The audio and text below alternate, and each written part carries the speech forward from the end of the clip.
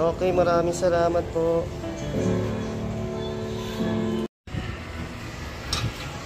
$50K mileage. Ayan, sira. Nissan Calibre mga paps, oh. Papalit tayo ng mga pang-ilalim. Ball joint, suspension bushing, stabilizer. Ayan, malalambot na talaga. Tie rod tsaka rack end mga idol. Dalawang tie rod, dalawang rack end.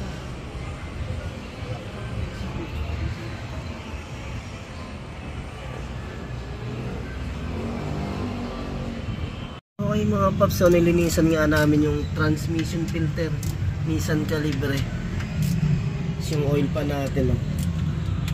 Tapos yung ATF. Yan.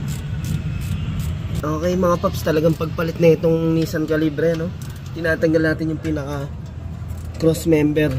Tsaka ayan, tanggalin natin yung oil pan para mas malinis. Okay, ayan, ayun, dami ng dumi sa 50K mileage mga paps, oh. Kaya napakaganda kung papalinisan natin to 50K mileage. Ayan. O syempre, marami na rin talagang itim dito, oh. Ito, wala na rin tayong checka ng ano dito na dipstick, ano. Ito na pinag-checka natin yung paale rings, yan, oh.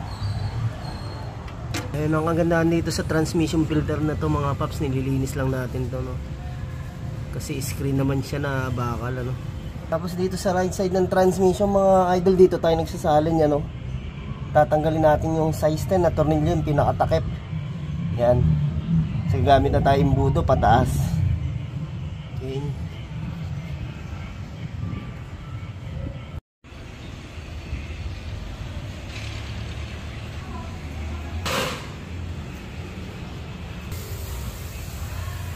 Mga paps, so nilinisan nga namin yung transmission filter Nissan Calibre. Oil pa natin, oh.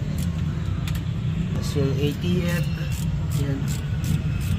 Okay mga paps, talagang pagpalit na itong Nissan Calibre, no? Tinatanggal natin yung pinaka cross member. Tsaka ayan, tanggalin natin yung oil pan para mas malinis. Okay, ayan. Ayun, dami ng dumi sa 50K mileage mga paps, oh.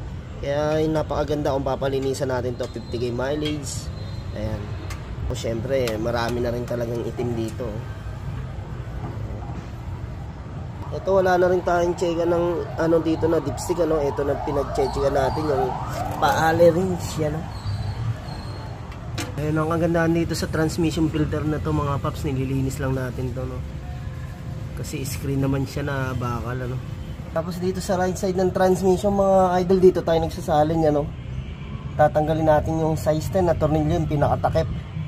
Yan. So gamit na tayo imbudo pataas. Okay. Yung mga paps, oh. Dito nga tayo nagsasalin, oh. Yung tinanggal natin na size 10 ng tornilyo. Ayan, oh. Ito yung size 10 natin dito. Dito tayo. Pag natanggal nyo na to, tanggalan natin itong takip na to. Iyon. Doon tayo magsasali ng ETF, ano po. Okay, natanggal natin yung takip. Ito may pinaka gasket rito, so, para hindi mag-leak nga doon sa pinagsasalinan. Okay, dito tayo nagsasali ng ETF, no. Nilagyan natin ng hose pataas dito mga paps, yan. Salin tayo dyan. Okay mga paps, so natapos natin salinan tong Nissan Calibre. Halos na nilagay natin ng ATF, ano, 5.8 liters. Ayan. Ito yung ginamit natin pinaka-imbudo papunta sa ilalim, no? Okay, yun nga mga paps, ano, 5.5 liters to 5.8 ang ATF na nagamit natin. Okay, test drive natin Nissan Calibre, ano. Change seal natin, replace ATF, tsaka under chassis lahat pinalitan natin pang ilalim sa mga unahan, no. Ano ito, suspension, 4 na suspension, rack end, binaba natin yung rack end nito, rack and pinion, tie rod, rack end, yan, stabilizer, yan yung mga pinalitan natin mga boss, ano.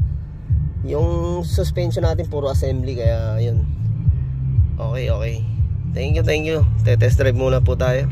Ayun, okay, wala naman maingay sa pangilalim natin. Alignment na lang ang huling gagawin. Okay, ayos na, maraming salamat po.